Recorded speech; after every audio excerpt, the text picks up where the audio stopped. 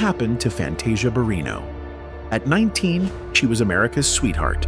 By 26, she was planning her own funeral. A lot of times when you come into this industry, you have people who say they're there for you, but a lot of times they're just there to get what they can get, or because money is involved. While the world celebrated her American Idol victory, the industry was already dismantling her piece by piece. About you as a person and want to see, they don't think long run, they don't think future, it's just about right now. The industry that built her up had systematically destroyed everything she had, and she's only now free to tell the truth about what they did to her. So, let's get into it. Fantasia Monique Barrino was born June 30th, 1984, in High Point, North Carolina, into a family where music was both salvation and survival. Her father Joseph and mother Diane were gospel singers, and the Barrino brothers were well known in their community. Growing up, Fantasia was surrounded by church music, family harmonies, and the kind of raw, emotional singing that can't be taught, only lived.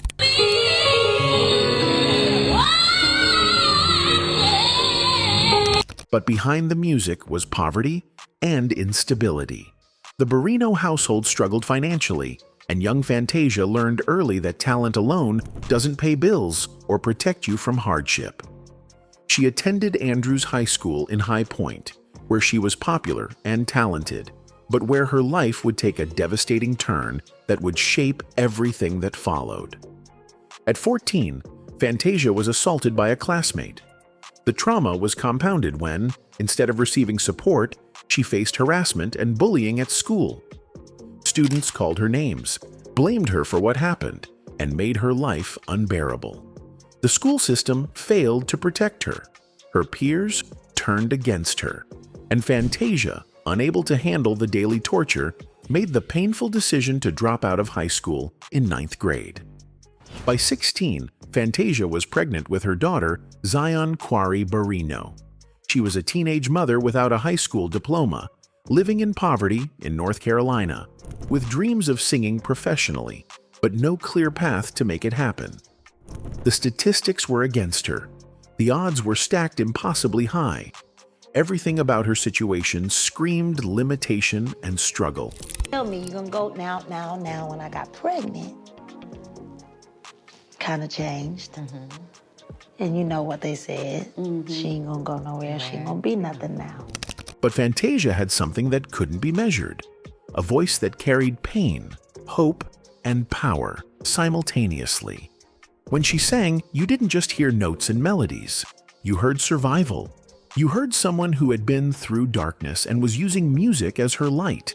That authenticity, that raw emotional honesty, would eventually become her greatest asset and, in many ways, her greatest vulnerability in an industry that wanted to package and control everything about her. Her family remained her support system during these difficult years. Despite their own struggles, they never abandoned her. Her mother, Diane, became Zion's primary caregiver, while Fantasia worked multiple jobs trying to provide for her daughter. She cleaned houses, worked retail, did anything that paid, all while holding on to the dream that somehow, some way, her voice would be her ticket out of poverty. That dream seemed impossible until a singing competition changed everything. In 2004, Fantasia Barrino auditioned for the 3rd season of American Idol in Atlanta, Georgia. She was 19 years old, a single mother with nothing to lose and everything to prove. When she stepped in front of judges Simon Cowell, Paula Abdul, and Randy Jackson and began to sing, it was immediately clear she wasn't just another contestant, she was something special. Softly with this song, killing me softly. Throughout the competition, Fantasia delivered performances that became legendary. Her rendition of Summertime by George Gershwin during the top 8 round was so powerful that Elton John called it the best performance he'd ever seen on any talent show anywhere in the world.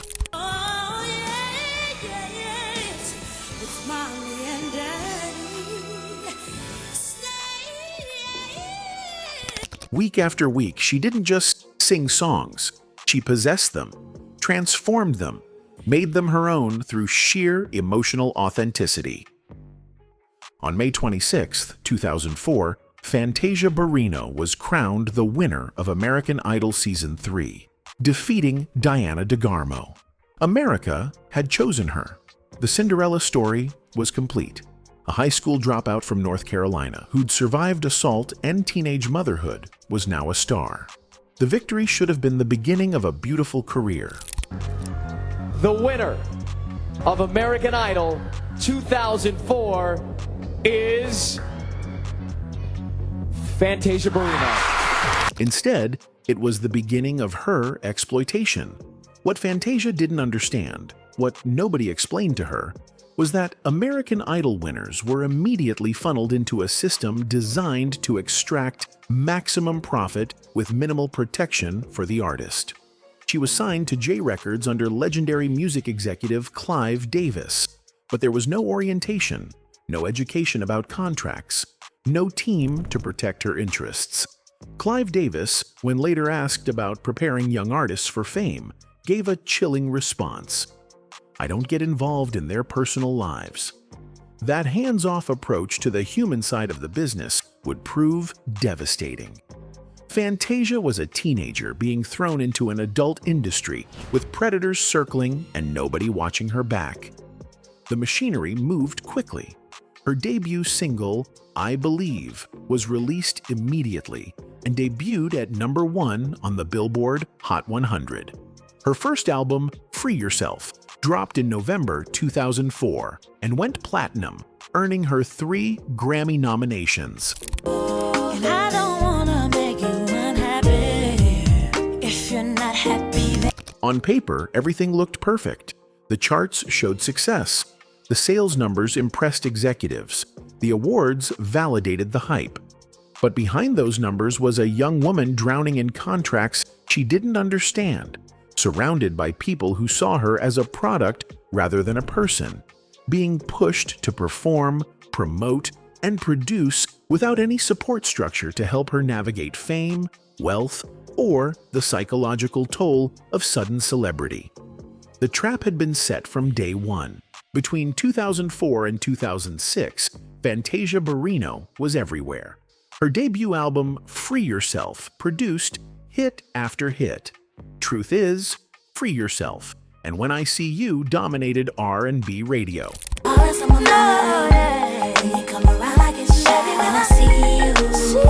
But while the world saw success, Fantasia was experiencing something far more sinister: systematic financial exploitation. The money she was generating disappeared almost as quickly as it came in. Management fees, label recoupment, mysterious expenses. The accounting was deliberately opaque, designed to confuse rather than clarify. Fantasia later revealed she went broke not once, but twice during her peak years. This wasn't bad luck or poor money management from someone who'd never had wealth before. This was theft, orchestrated by the very people who were supposed to be protecting her interests. While executives bought houses and cars with her earnings, Fantasia was left struggling to pay basic bills. You know, when you win, you got endorsement deals coming, you're on tour. There's so many different money coming in from every different what you raise. So you being 19, you're on the road. They bring somebody and say, okay, this is such and such, nice to meet you. They're gonna be your accountant, and this is, you know what I mean? It's like a fast, everything is so fast. The psychological warfare was even more devastating than the financial theft. When Fantasia tried to speak honestly about her struggles, about being a teenage mother, about her assault, about growing up poor, the industry tried to silence her. Radio programmers were told her music was too gospel for R&B. Music videos were shelved for being too real. Interview opportunities disappeared when she refused to sanitize her truth for public consumption. Her second album, Fantasia, was released in 2006, and, despite containing strong material, was considered a commercial disappointment compared to her debut. The industry had already moved on to the next thing. Executives who took credit for her initial success now distanced themselves from what they called her brand challenges. The isolation intensified. Fantasia described how Everybody who started with her was gone. The team that had surrounded her during American Idol days evaporated. The managers, publicists, and handlers who claimed to care about her career disappeared when the going got tough. She was left to navigate an increasingly hostile industry completely alone. This pattern of building up young artists, only to systematically dismantle them, wasn't unique to Fantasia. It was the same pattern that had destroyed countless artists before her, particularly young black women in the music industry. Whitney Houston, who also came from gospel roots and was also mentored by Clive Davis, had followed a similar trajectory. The system chewed up talent, extracted profit, and discarded the human being when they were no longer immediately useful. By 2007, Fantasia wasn't just struggling financially, she was breaking emotionally, spiritually, and psychologically. In 2007, Fantasia Barrino took on the role that would define her artistic career but nearly destroy her personally, Celie, in the Broadway production of The Color Purple. For those unfamiliar with the story, Celie is a character who experiences profound trauma. Assaulted by her father, abused by her husband, silenced and discarded by everyone around her. For Fantasia, this wasn't just acting. It was reliving her own unprocessed trauma every single night on stage.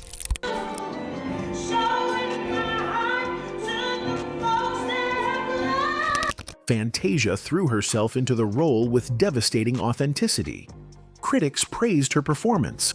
Audiences gave standing ovations. She won a Theatre World Award for her Broadway debut. But nobody taught her how to separate herself from the character. Nobody showed her how to leave Celie's pain on the stage instead of carrying it home every night. The only person who tried to help her decompress was actress Taraji P. Henson. But even that support wasn't enough to counter the damage being done. Night after night, Fantasia embodied trauma without any psychological support or guidance. The parallels between Celie's story and her own life were too close, too real, too painful. Asking me how I was healed. And I realized at the end of the movie that I was able to forgive everyone who hurt. The role became a mirror, forcing her to confront everything she'd survived. The assault, the poverty, the exploitation, the feeling of being used and discarded by people who claimed to care about her. Meanwhile, her personal life was unraveling. By 2010, the financial exploitation, the industry abandonment, the unprocessed trauma, the isolation, it all came crashing down simultaneously. Fantasia locked herself in a guest room for 3 days. She wasn't eating, she wasn't talking to anyone. She was shutting down, and nobody in her circle noticed or intervened. She wrote goodbye letters to everyone close to her: her daughter Zion, her brothers, her mother, her manager, her best friend. She placed them in a book where they'd be found. She asked everyone to leave the house. And on August 9th, 2010, Fantasia Barrino sat in her closet, stared at herself in the mirror, and took bottles of sleeping pills and aspirin. Exactly what I was doing. You can't accidentally take a whole bottle of pills. This wasn't a cry for help. This was a woman who had been systematically destroyed by an industry that profited from her voice while ignoring her humanity. Fortunately, Fantasia woke up in a hospital bed on August 11th, 2010, angry and groggy, hooked to IVs, having survived something she wasn't prepared to face. The news of her attempt spread immediately, and the industry response was predictable. Focus on managing the public image, not healing the person. She was discharged with instructions to attend outpatient therapy, but within days, she was back in front of cameras because her album was dropping, the tour was booked, and the label was depending on her. I remember waking up in the hospital. It didn't work. I'm still here in this hellhole, still here with all the drama going on. The media coverage was brutal and invasive. Some outlets expressed concern, but many treated her crisis as gossip and entertainment. The same system that had exploited her was now profiting from her breakdown. There was no grace period, no real support, just a countdown to the next dollar she could generate. But something shifted in Fantasia after that moment. For the first time in her career, she stopped pretending everything was fine. She began speaking openly about her struggles with depression, financial exploitation, and the industry's role in nearly killing her. She wasn't asking for pity, she was demanding accountability. The lawsuits and family drama continued complicating her recovery. Her own father sued her for defamation over claims she made in her memoir about her childhood. The man who should have been protecting her was instead trying to profit from her pain through the legal system. These family betrayals cut deeper than industry exploitation because they came from people who were supposed to love her unconditionally. Her romantic relationships also became tabloid fodder. Her first significant relationship resulted in her daughter Zion, born when Fantasia was just 16. The relationship with Zion's father didn't last, leaving Fantasia as a single teenage mother, navigating poverty and parenthood alone. After her American Idol win, Fantasia began dating Brandel Schaus, and in 2011, she gave birth to their son, Dallas Xavier. But like many of her relationships, this one was complicated and short-lived. The pattern was already emerging. Fantasia loved hard, trusted quickly, and was repeatedly hurt by men who couldn't handle her complexity, her fame, or her trauma. But the relationship that nearly destroyed her public image was with Antoine Cook, a married man. In 2010, Cook's wife, Paula, filed for divorce and named Fantasia as the reason for their marriage ending, accusing her of being a homewrecker and alienating her husband's affections. The lawsuit was filed in North Carolina, and the details were salacious and public. There are a lot of rumors swirling around. You met a married man in a store? He's a friend. Girl, please. It was just everything, everybody. The media-feeding frenzy was vicious. Fantasia was vilified across social media, blogs, and entertainment news. She was called every degrading name imaginable: homewrecker, mistress, Jezebel. The judgment was particularly harsh because she was a black woman in the public eye, held to impossible respectability standards. Nobody wanted to hear her side. Nobody asked about the emotional state that made her vulnerable to this situation. They just wanted to tear her down. What most people didn't know was that Fantasia genuinely believed Antoine Cook was separated and getting divorced when their relationship began. She wasn't intentionally destroying a marriage. She was a lonely, traumatized woman who fell for someone who lied to her about his circumstances. But nuance doesn't sell tabloids. The other woman narrative was more profitable than the truth. Despite the chaos, Fantasia continued releasing music. Her 2010 album, Back to Me, debuted at number 2 on the Billboard 200, her highest chart debut ever. Her 2013 album, Side Effects of You, also debuted at number 2 and featured more personal, vulnerable songwriting. She was finding her voice not just as a singer, but as a songwriter and storyteller who refused to be silenced about her truth. Sometimes you gotta lose. She learned to do everything herself: cook her own meals, drive her own car, manage her own finances. Not because she wanted to prove something, but because she'd been abandoned by everyone who'd claimed they'd handle those things for her. Independence wasn't a choice, it was survival. And slowly, painfully, Fantasia began rebuilding herself from the ruins the industry had left behind. By 2023, Fantasia Barrino had reached a place she never thought possible: genuine peace and artistic fulfillment on her own terms. When she was cast as Celie in the film adaptation of The Color Purple, she almost said no.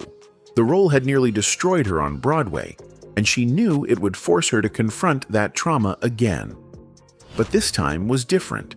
This time, she had a real team, therapy, family support, and most importantly, she was doing it by choice, not obligation. I would have the chance to do Celie again. I didn't think I would have love, true love, ever. I was 19 when I won Idol. I was young.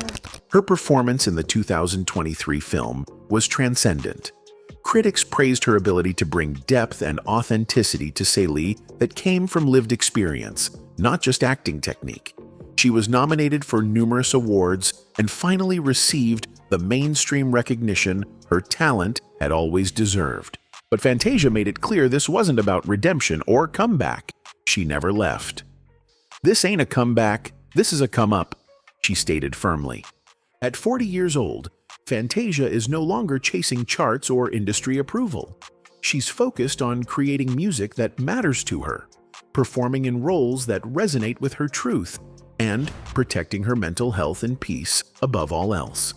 She married Kendall Taylor in 2015 and has spoken about how that relationship taught her what healthy love looks like after years of toxic relationships and public scrutiny. Her advocacy for mental health awareness, particularly for Black women in entertainment, has become central to her public platform. She speaks openly about therapy, medication, and the importance of addressing trauma rather than performing strength for public consumption. In doing so, she's helping destigmatize conversations about mental health in communities where such discussions are often seen as weakness. Fantasia never publicly named all her exploiters. She didn't need to. Her survival speaks louder than accusations ever could. She crawled out of the closet where she tried to die, rebuilt her career from scratch, learned to protect herself, and is now thriving on her own terms. The industry expected another tragedy, another cautionary tale, another Whitney Houston story. Instead, they got a survivor who refused to be silenced, who kept singing through the pain, and who now stands as proof that the machine doesn't always win. Anyway, that's it for this video, folks. Bye.